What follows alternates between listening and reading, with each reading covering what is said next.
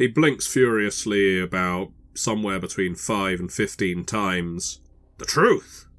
We want to know why Patrick Wilson took a gun and shot up his school. Our school. I, keep a cool exterior, and I pretend to make some notes where I'm just thinking to myself that this is obviously a result of a poor upbringing. The family, the Wilsons, would be the ones to blame for this. Not video games, not YouTube clips. It's them we'd have to go to. It's something you have been aware of, in fact, Mrs. Spears. In the way the community does tend to turn against the outsiders among them.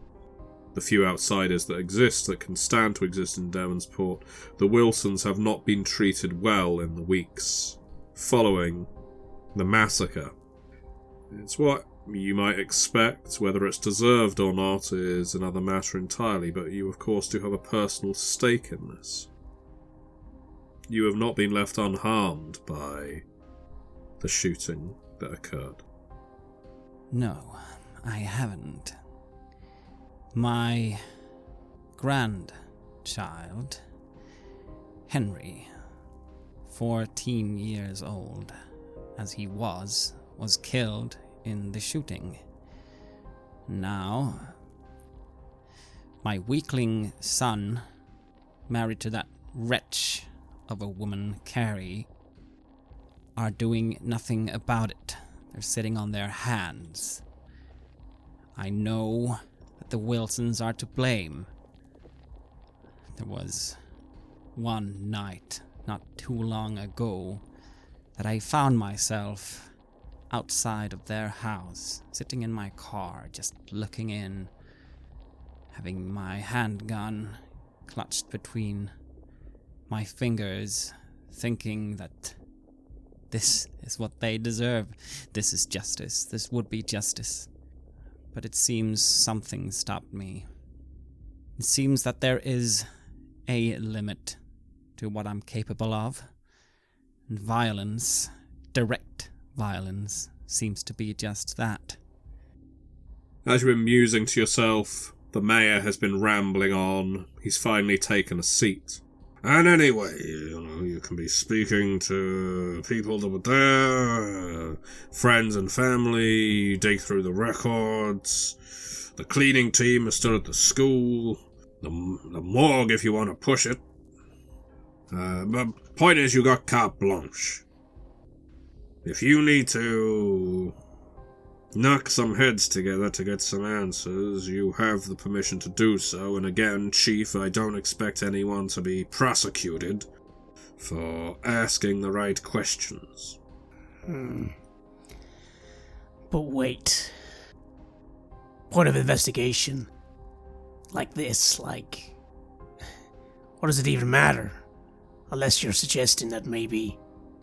I don't know, maybe someone else is involved? Someone made the kid do it or something, because otherwise, what does it fucking matter? The kid's dead. It does matter because it will make justice happen. Something that has not been meted out in this particular instance. I raise an eyebrow at Spears. I'd never heard her speak of justice ever, so this actually leaves me slightly surprised. Listen, there's plenty of reason for us to be doing this, I'm sure. You've all been asked to do this because you're the best, well, you got the best contacts. In the case of Toby, he knows his way around a gun and a scene of a shooting, and he looks somewhat sympathetically at his nephew. If there's anything out of place, I expect you'll know it. Sure, Uncle. We'll make it happen. Don't worry. Please see that you do, and obviously you'll be compensated for this. And he snaps his fingers. His secretary pulls out a suitcase 5 fat envelopes are slid across the table. Toby, you have my number shared with the others. Please contact me when you have something. These, and he points at the envelopes, that's your advance. He looks at one of the envelopes and actually stuffs it down into his own pocket. That's my advance. Leaving 4, despite the fact there's only 3 of you. You mentioned, Mr. Dapperton, that there would be a 4th person involved. Someone to take notes for? Well, we were supposed to be getting a private investigator from the town. Do you know James Mara? I know the person, yes. Never met him. Yeah, he hasn't shown, so maybe, I don't know, he's sleeping something off. But regardless, if you can find him, fill him in. If you can't, well, that's an extra advance to share between the 3 of you, isn't it? That it is. That it is. All right, Dapperton. I guess we'll get on the case. I'll call as soon as we have something. Keep it as low down as you can, but I understand that people are going to start talking as soon as they realize you're talking to them, so, just go with God, as they say. I nod at him and I say, call as soon as we have something. You can count on us. You can count on me. Well, I appreciate it. And he says to Toby, give my regards to Ken. And he gets up and heads out with his assistant in tow, leaving the 3 of you together in this over-hot conference room. The heat belching out of the radiator with discomforting ferocity. Would you be alright if we get the fuck out of here? I can't take the heat. Maybe talk on the street. Well, sure, Holvik, whatever.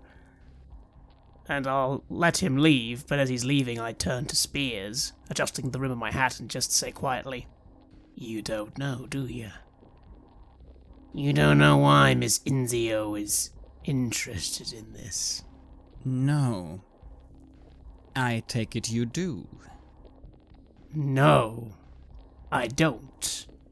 She normally wants things uninvestigated, not investigated. That's odd. Huh. I assume that's the she that he was referring to. Who else in town would, shine in so much cash?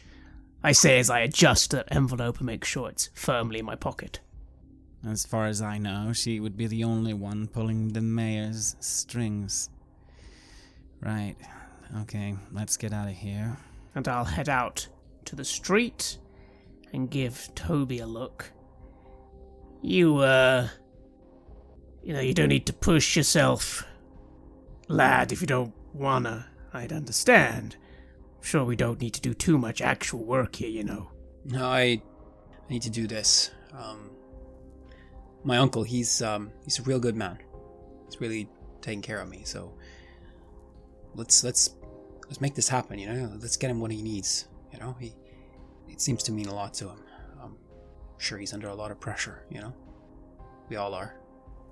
I think to myself, I'm not sure if I admire this young man for genuinely seeming interested in solving this mystery, or pity, because there is no answer. It's simply a horrible tragedy, but I'll go through the motions anyway. And I just nod at Toby. Yeah, you do what you gotta do. Alright then, Spears, how about this? I'll go and talk to my people, get the information, see what they went over, I guess. Double check shit. What are you gonna do? I have a team that could work with me. I'd like to perhaps discuss the initial angles of what might be of particular interest here.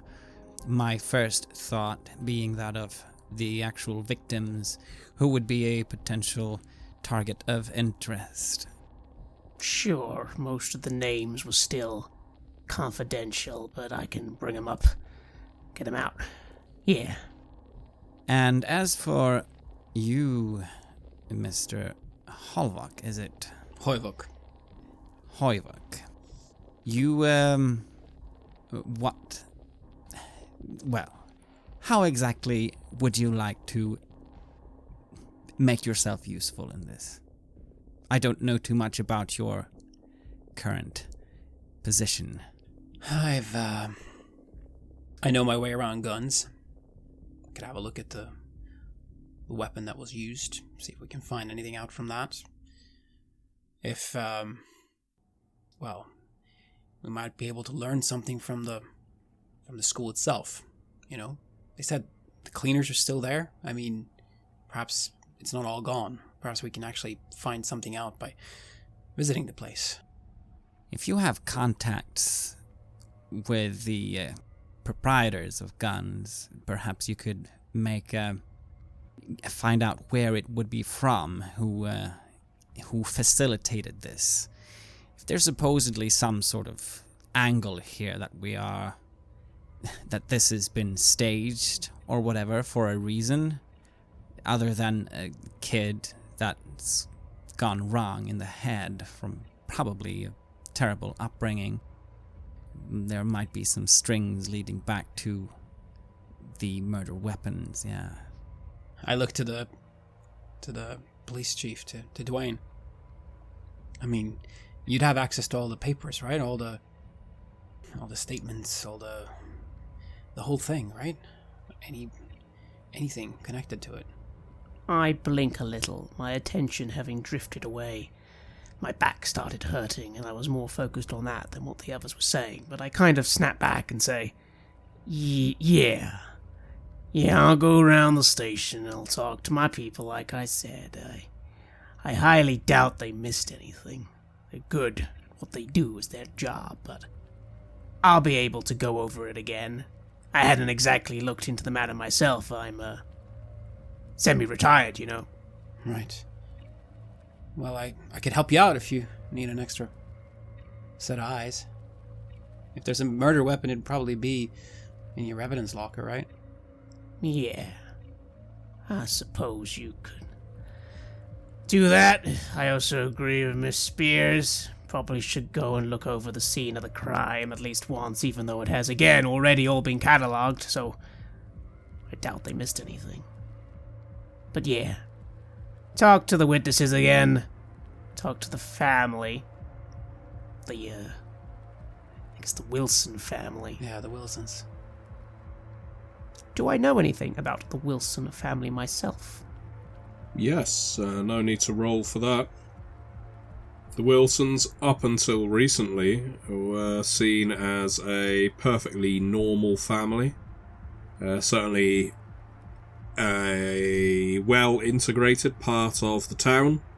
Patrick, before he died, of course, had a younger sister, Elizabeth, and mother, Clara. But yeah, they never stood out. Certainly not in a dangerous way. Yeah, Wilson family. Normal family as far as I know, so I don't think there'd be much there, but you never know.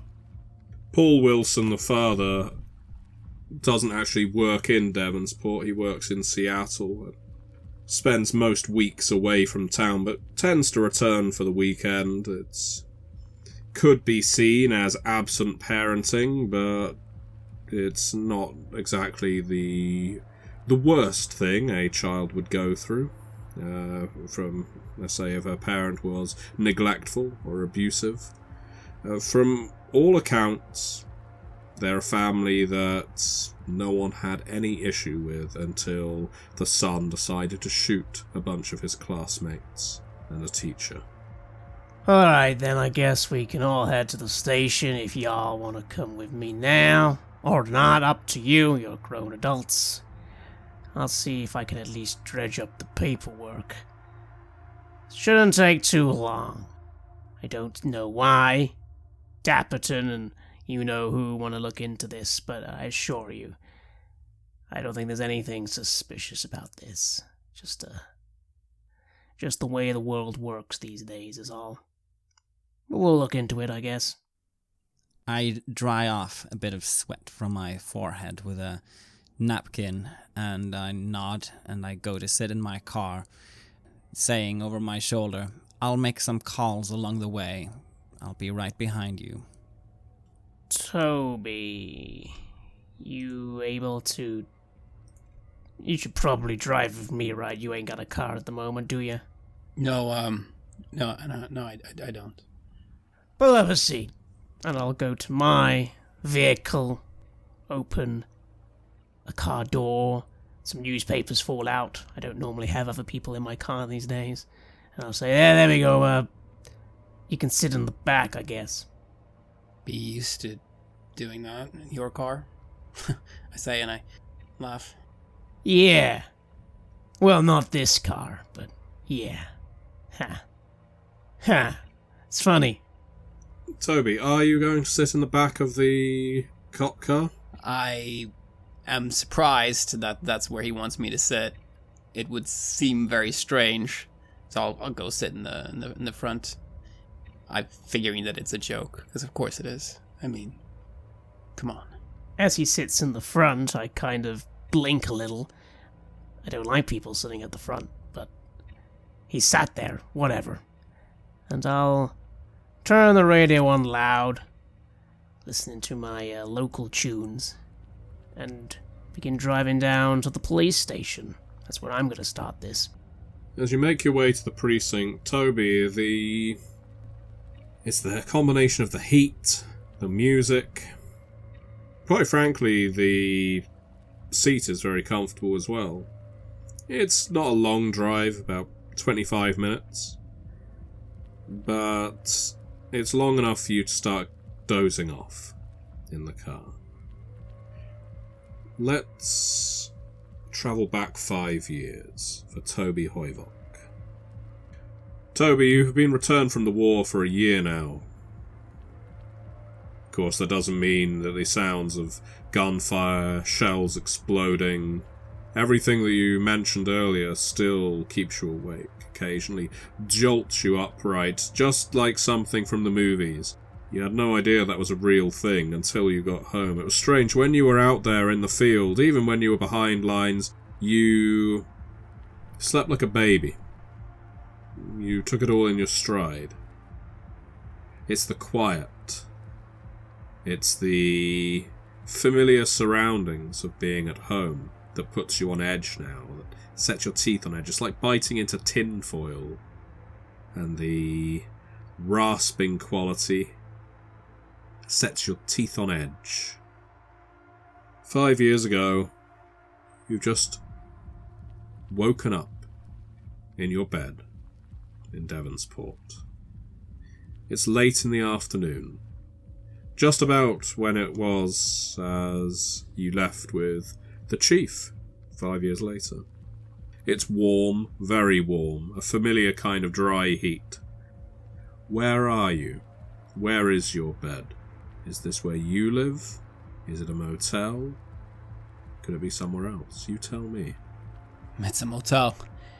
There's a ceiling fan whirring above. One of the blades are half broken off, making the whole contraption look more than a little pathetic. I think there's sunlight coming in through the windows, isn't there?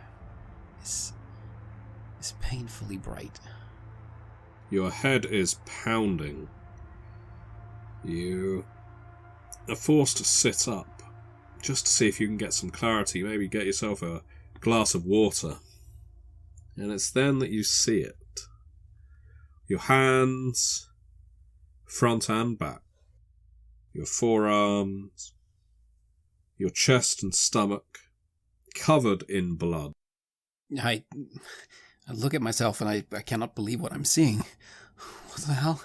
Is this real? Is this real? I move my hands across my body. I'm trying to confirm that this is actually happening, that this isn't actually some kind of dream. I pinch myself. I try to wake up. I hit myself. But I guess it's real.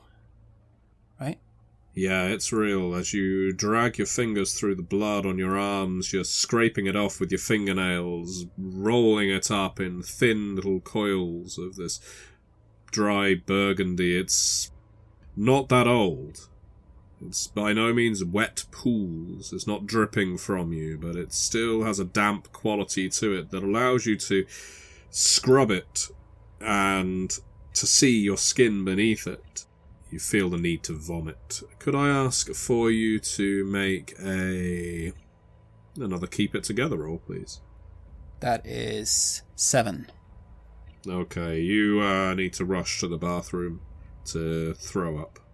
Yeah, I just do so. I try to get there as quickly as possible, and maybe if I throw up, maybe that will make everything better. Maybe I'll wake up from this shit. So if I have to ram my fingers down my throat, I'll do that. Otherwise, I'll just let it all out as soon as I'm able to open the toilet. Oh, you don't need any digital aid. As soon as your mouth opens and you see the contents of the toilet bowl unflushed, it helps your stomach evacuate itself. Sometimes a purge is helpful, you find. Sometimes it's good to clean out your system, and so your body does you a favour. It helps you along the way. Your stomach voids itself into the pan, the dirty water splashing up onto your cheeks and lips. The vomiting is profuse now. It's wet, it's slippery, it's pouring out of your nose like jets of hot red blood. It isn't just stomach acid, it isn't just stomach lining, it's blood as well. Blood and raw meat. A couple of chunks just, one lodges and you have to wrestle it with your tongue and spit it out. Raw meat. You stagger back, collapsing onto your ass as you fall onto the restroom floor. Eyes darting from your body, to the toilet, to the shower. The sanctuary of the shower.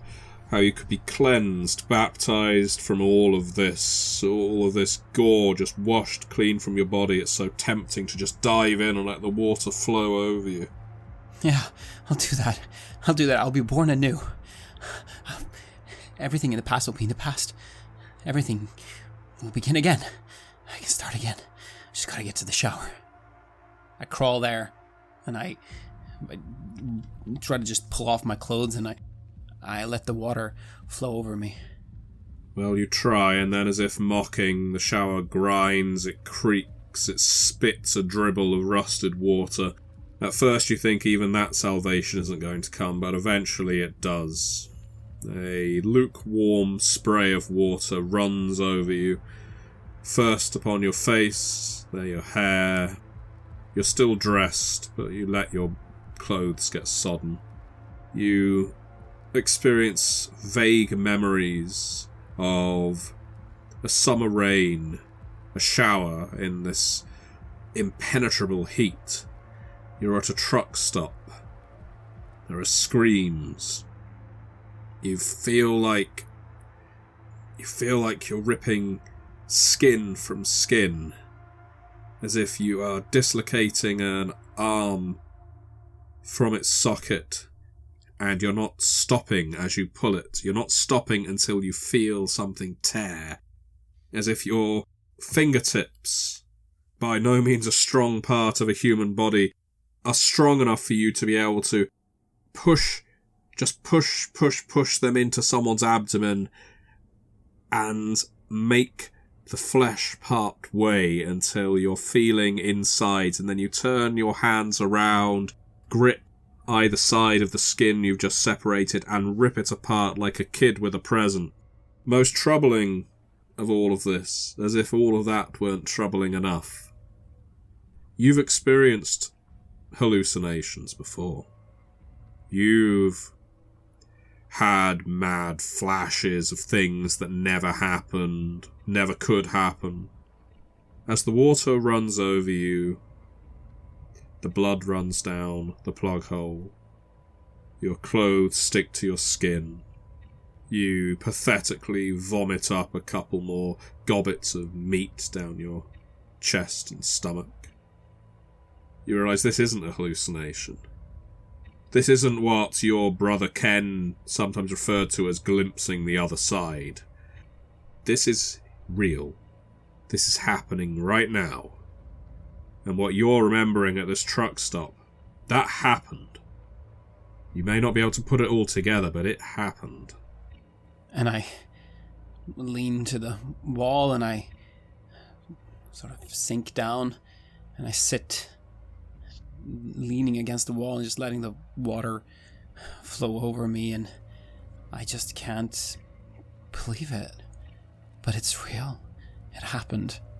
I did that. And it felt kind of good. Didn't it? It felt empowered. Like I could do that.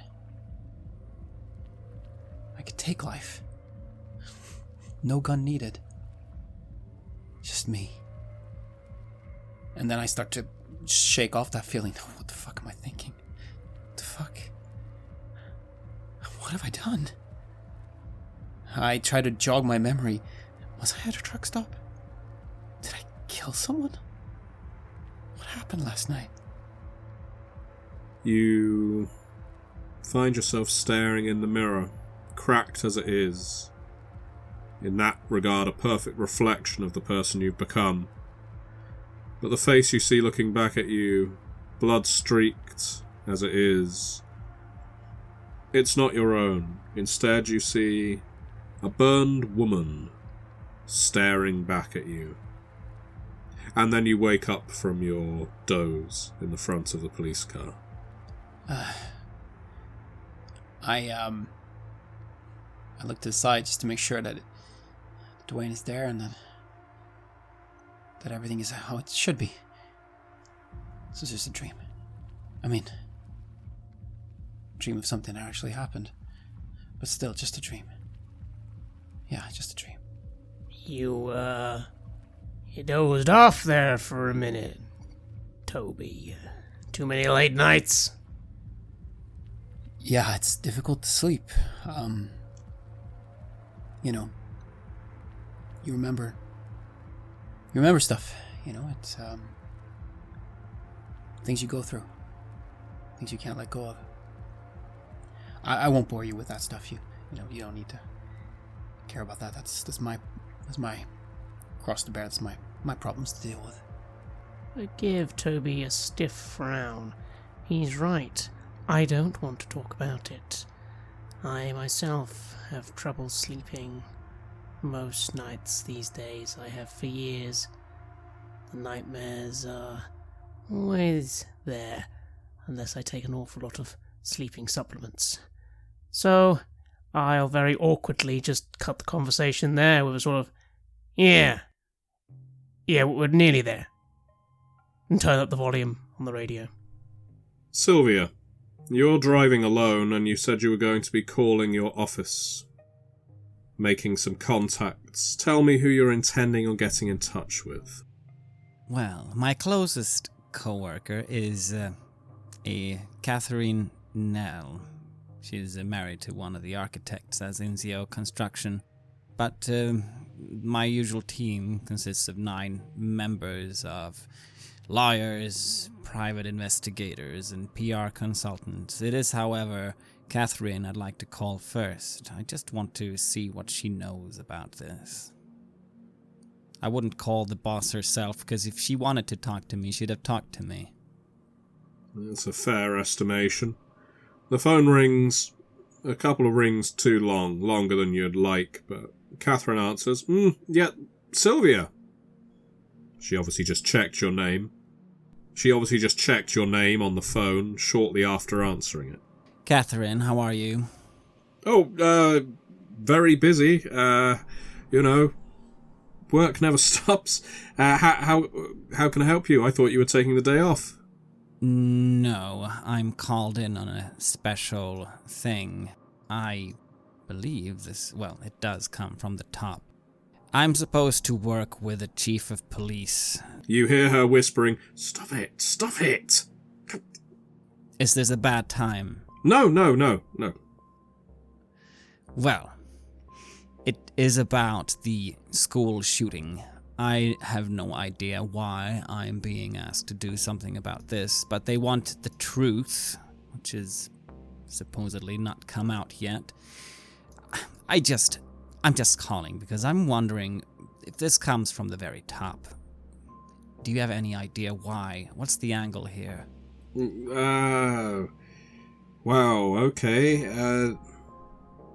Let me get my head on straight. What I'm asking is, how is Miss Inzio? How is she... Why would she be interested in this? And what exactly do you think she'll want to find? Well, I mean, Ms. Enzio is obviously... I'm not surprised she's concerned. Something like this is going to certainly lower the values of houses and not attract companies to set up businesses here. But in honesty, Sylvia... although the people of Devonsport will have a long memory about this, the rest of America won't. I mean, you know how regularly these things happen. It's not going to stop for someone from franchising a McDonald's or a Starbucks if they want to set one up on the corner. So, I can't see why it would be of concern to Ms. Inzio from a financial aspect. Maybe she's genuinely concerned from a community angle. You know, people aren't getting together like they used to for... Well, a lot of the sporting teams have called sort of moratorium on playing for a while, and no one's really picked up on again. The high school, Devonsport High School, of course, is still shut down, and all the students are having to go elsewhere right now. While the FBI were investigating, and I'm guessing now while the cleanup crew is doing things like, well, you know, filling in bullet holes, probably. I'm grinding my teeth and popping a pill of haloperidol as she goes on about this. And then I interrupt her and I say, well, just... why am I called in for this? What does she want to find? Why am I not given an exact brief on the results? Well, Sylvia, I mean, maybe it's a personal thing. I mean, I didn't want to really bring it up right now. But the fact of your grandson, well, I mean, it's one of two things, isn't it? Either if it is anything to do with your grandson, she's either using that because she thinks it will make you invested in finding out an answer. You think she's doing this as a boon to me? Well, that's the possibility, isn't it? She either thinks this is a favour to you, or, and I'm not making any kind of assumptions. I know your grandson was a good kid. She wants, you know how Miss Inzio likes to dampen down bad press. So if your grandson was friends with the shooter, maybe, I don't know the details, but if he was, maybe, she wants all of that suppressed, if they had some kind of personal relationship. I hasten to add, Sylvia, I'm just guessing here. Obviously you are, because you don't know him. You didn't know him. No, of course. Right. Well, if you find any reason why I'm doing this, and if more of indication what she wants to be fined, just let me know, all right? Wait, you were with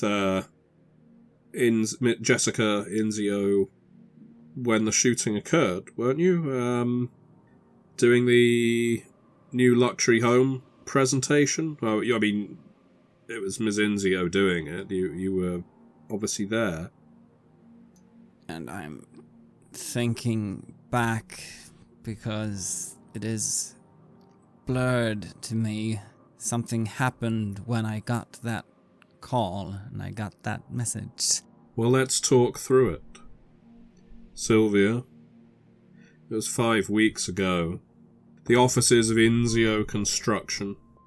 And just as Catherine described, you were there for the presentation regarding potential investors for new luxury homes.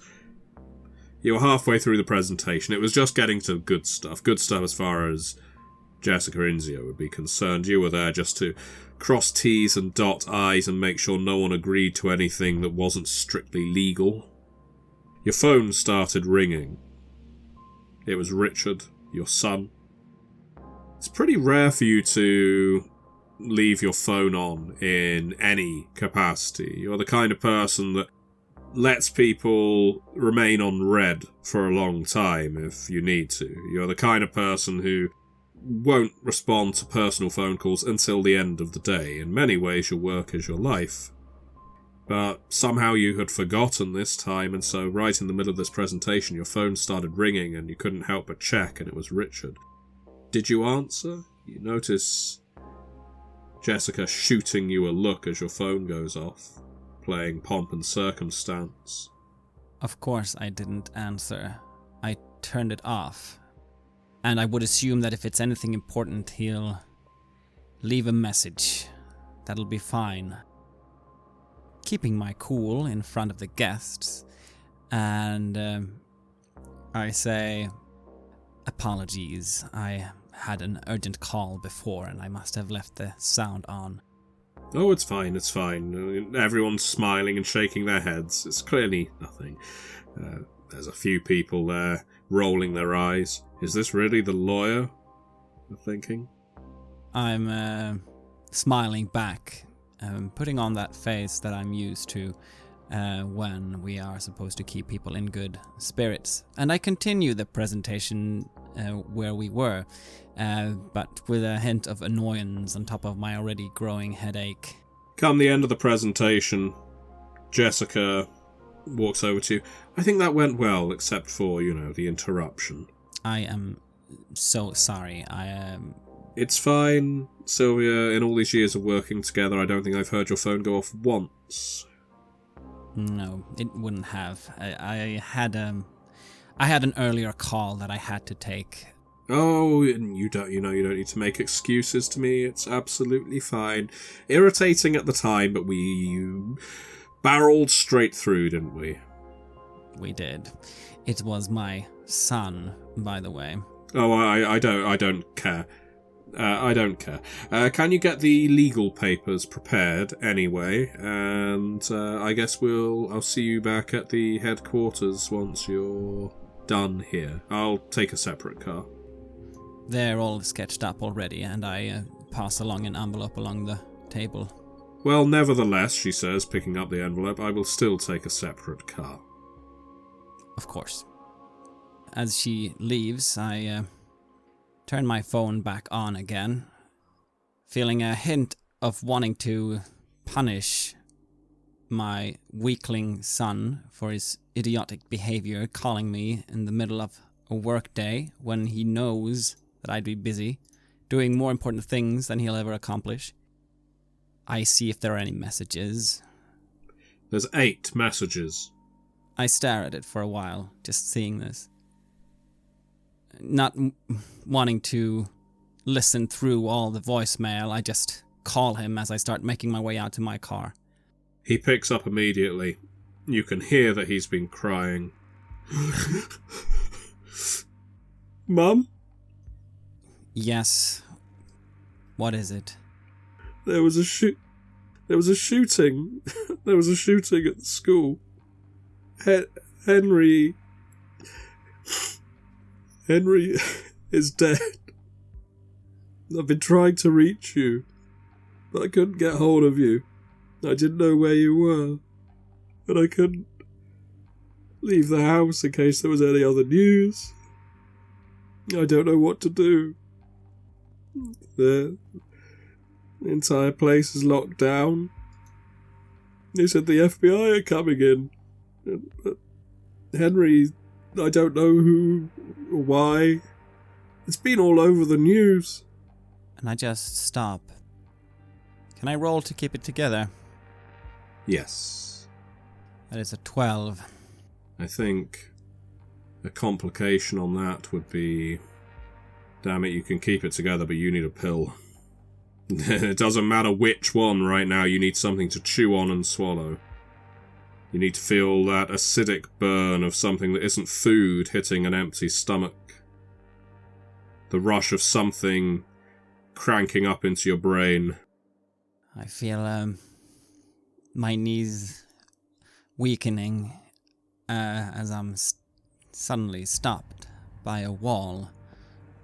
Noticing how I'm reaching out my hand with my purse to steady myself, I look at my hand disgustedly and I start rummaging through my bag, trying to find something that will give me that which I need. Are you still there? Yes, I'm here. You listen, you stay put. I will be over as soon as I'm finished. All right.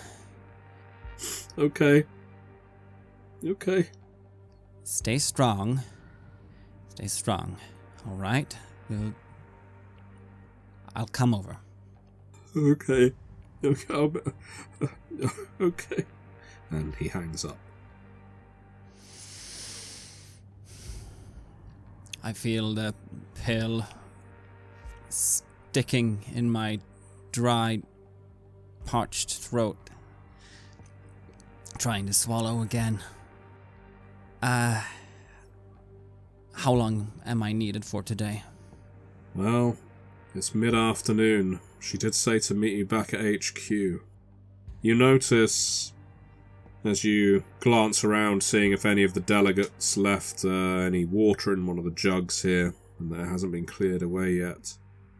A woman has re-entered the office.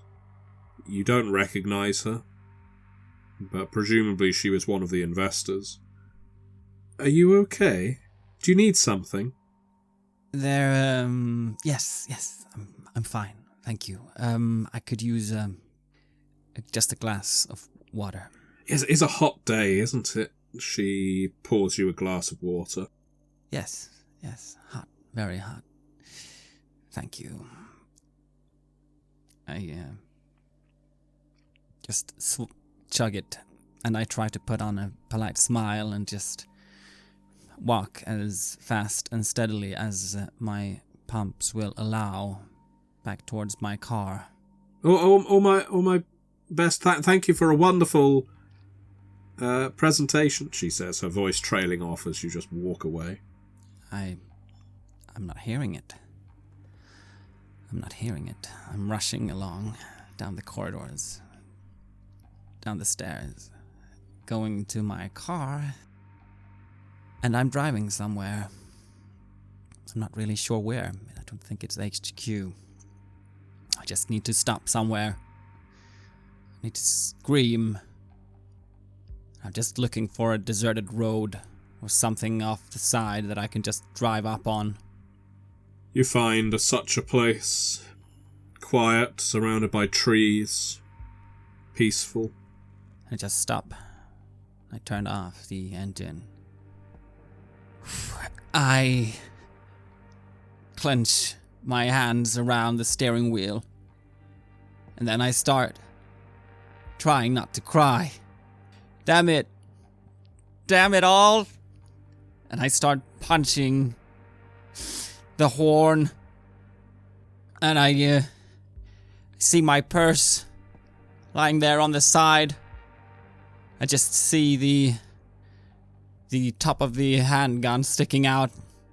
I don't want to shoot something. I want to destroy something. I'm just suddenly finding myself out in the woods. I'm just stumbling along the trees, grabbing onto stuff, kicking at things, ripping my clothes. And I just collapse in a heap next to a tree. And I just scream out in pain and sadness. And I just cry. No words, just screams. 'Cause why? Why, Henry? Why? There have been times when Sylvia Spears has been through stressful moments moments where maybe she forgot some of her medication, perhaps where she has revisited a trauma, where she will experience hallucinations, where she will hear things that aren't there, where she will be convinced of an utterly paranoid action or behaviour which to anyone else would seem completely irrational. Disturbingly, that kind of illusion offers comfort sometimes. It's a way of burying yourself away from the world, immersing your head in a warm vat of images and sounds and feelings that you wouldn't otherwise get to experience. But they don't come. You are stuck out in the woods, not far from your car. You felt like you'd walked for miles, but really it was closer to 50, maybe 100 yards.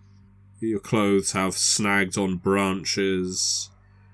The eyeliner from your makeup has run down your face. You have your handgun clutched in your right hand as you clamp it against the side of your head. Your screams go unanswered except by the wildlife that beats a hasty retreat at your noise, thinking you're some kind of predator. And we come back to the present day, with you on the phone, to Catherine. Yes, you were at a meeting with Jessica Inzio when the shooting occurred. Her memory does not betray her, but it does cause you a pain you haven't felt for several weeks. God, only 5 weeks ago. Certainly feels like a lifetime. Yes, that's correct. That's where I was. And I wrapped it up. I did. Well, as I say, maybe Ms. Inzio is just trying to give you some closure. And anyway, Sylvia, if I find anything else out, I'll let you know. I'll leave a message for you. And I'd better get back to work. Good. Thank you. And I hang up. You hear her giggling just before you press the red button. Makes my finger stop on the button for some extra few seconds, so the phone turns itself off and I have to turn it back on again. Well, that's annoying. Some kind of pity investigation. Is that how my work has been since then? The past 5 weeks? Have I not been able to deliver? Is this something that I'm supposed to sort out so I can get back to business? Well, it's better than getting sacked, I guess. Well, if there's anything to find, I'll find it. And right now, my mind just wanders to the Wilsons. I'd want someone to sit down with them, talk to them, figure them out, and then fucking kill them. No. I won't, I say, and I throw the phone away in the back seat somewhere, where I will have to go look for it later. I look up at the mirror, just checking my makeup, and I put on a smile as I'm following the car ahead. You have listened to an episode of Red Moon Roleplaying, where we played The Shunned for KULT Divinity Lost, which was written by Jonas Nelson, with additional material from Petanado. The Shunned was released as part of the Screams and Whispers scenario collection. Our game master was our dear friend Matthew Dawkins, and the series has been sponsored by the fine folks at Helmgast. The music was made by H.M. Carceri, featuring a number of collaborations with other artists, and was used with permission from their label, Cryochamber. Check out their website at cryochamber.bandcamp.com or their YouTube channel for some moody dark ambient. We would like to give massive thanks to our champions of the Red Moon: Martin Heuschober, Nastasia Raulerson, Simon Cooper, David, Julia, Camilla, Ludwig Manford, Bob Lange, Julián, Cameron, Xabier, and Antxon for their generous support. And we would of course also like to thank all of our other patrons. Without your support, the show would not be possible. If you want to support our work, please check us out on Patreon. You can get access to bonus campaigns for KULT Divinity Lost and Coriolis there, as well as get early and raw access to all of our recordings. You can also hear your name read on the show as the Champion of the Red Moon, as well as play KULT with us. Most importantly, that support is what keeps the show going, so do check us out there. Thank you again for listening, and remember, death is only the beginning.